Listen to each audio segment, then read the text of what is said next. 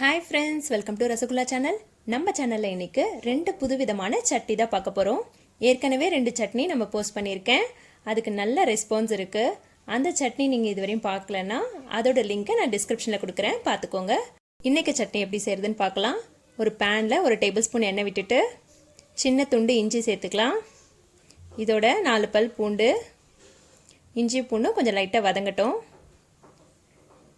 சின்ன வெங்காயம் யூஸ் பண்ணி தான் இன்றைக்கி சட்னி செய்ய போகிறேன். ஒரு 10 சின்ன வெங்காயம் தோல் நீக்கிட்டு சேர்த்துக்கிறேன்.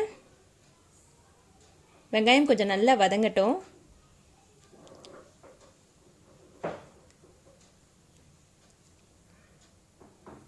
வெங்காயம் நல்லா வதங்கின அப்புறமா இதோட 4 வரமிளகாய் சேர்த்துக்கலாம். நீங்கள் உங்கள் காரத்துக்கு ஏற்ற மாதிரி சேர்த்துக்கோங்க, கூட குறைய சேர்த்துக்கோங்க. இதோட நான் இந்த அளவுக்கு தேங்காய் சேர்த்துக்கிறேன். இந்த சீசனுக்கான சட்னி தான் இது. நான் பாதி மாங்காயை தோல் நீக்கிட்டு சின்னதாக கட் பண்ணி சேர்த்து வதக்கிக்கிறேன். மாங்காய் 3 நிமிஷத்துலேருந்து 4 நிமிஷம் வரையும் வதங்கினா போதும். இந்த சட்னிக்கு தேவையான அளவு உப்பு சேர்த்துட்டு 4 நிமிஷம் ஆனதும் ஸ்டவ் ஆஃப் பண்ணிடலாம். நல்லா ஆற விட்டுட்டு சட்னியை அரைச்சிட வேண்டியதுதான். மிக்ஸி ஜாரில் சேர்த்துட்டு சட்னி அரைச்சாச்சு. சூப்பரான மாங்காய் சட்னி தயார். சட்னியை தாளிச்சிடலாம். கடுகு, உளுந்து. நான் எப்போவுமே சட்னி தாளிக்கும் போது கொஞ்சமாக சீரகம் சேர்த்துப்பேன். இந்த மாங்காய் சட்னிக்கு கொஞ்சமாக பெருங்காயமும் சேர்த்துக்கோங்க, ஸ்மெல் நல்லாயிருக்கும். சூப்பராக ரெடி ஆயிடுச்சு. இது இட்லி, தோசை, சப்பாத்தி எல்லாத்துக்குமே சூப்பராக இருக்கும். உங்கள் வீட்டில் நீங்கள் ட்ரை பண்ணிவிட்டு உங்களோட கமெண்ட்ஸை எனக்கு கமெண்ட் செக்ஷனில் சொல்லுங்கள். அடுத்த சட்னி பார்த்துடலாம்.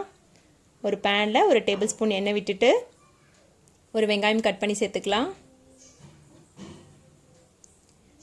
இந்த சட்னியை நீங்கள் வெங்காயம் வதக்கும் போது சிம்லேயே வச்சு வதக்கிக்கோங்க. ஏன்னா இது நம்ம ஒயிட் கலரில் தான் செய்ய போகிறோம். வெங்காயம் கலர் மாறாமல் பார்த்துக்கோங்க. நல்லா சாஃப்டாக வதங்குற மாதிரி வெங்காயத்தை சிம்லேயே வச்சு கொஞ்ச நேரம் வதக்கிக்கோங்க. இதோட 4 பல் பூண்டு சேர்த்துக்கலாம். பூண்டு உங்களுக்கு பிடிக்கும்னா இன்னும் கொஞ்சம் எக்ஸ்ட்ரா கூட சேர்த்துக்கலாம். 3 பச்சை மிளகாயை சேர்த்துக்கலாம். பச்சை மிளகாயை வதக்கிட்டு சட்னி அரைக்கும் போது அதோட ஸ்மெல்லே ரொம்பவே டேஸ்ட்டாக இருக்கும். சட்னிக்கு தேவையான அளவு உப்பு சேர்த்துட்டு வெங்காயம் கலர் மாறாமல் நல்லா வதங்கிடுச்சு. இதை ஆற விட்டுடலாம். மிக்ஸி ஜாரில் சேர்த்துட்டு இந்த அளவுக்கு பொட்டுக்கடலை சேர்த்துட்டு தேங்காய் இல்லாமல் பொட்டுக்கடலை சட்னி அரைக்கிறோம். நல்லா அரைச்சாச்சு. சூப்பரான சட்னி ரெடி ஆயிடுச்சு. சட்னியை தாளிச்சிடலாம்.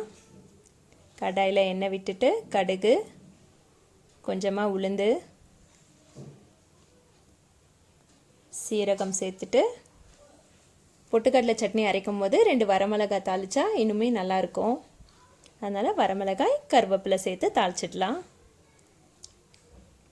இந்த 2 சட்னியும் உங்கள் வீட்டில் நீங்கள் ட்ரை பண்ணி பார்த்துட்டு உங்களோட ஃபீட்பேக்கை எனக்கு கண்டிப்பாக சொல்லுங்கள். உங்களுக்கு இந்த வீடியோ பிடிச்சிருந்துச்சுன்னா லைக் பண்ணுங்கள். உங்களோட ஃப்ரெண்ட்ஸ் அண்ட் ரிலேட்டிவ்ஸ்க்கு நம்ம வீடியோவை ஷேர் பண்ணுங்கள். Thank you friends. லைக் பண்ணுங்க, கமெண்ட் பண்ணுங்க, ஷேர் பண்ணுங்க, ரசகுல்லாக்கு சப்ஸ்கிரைப் பண்ணுங்க.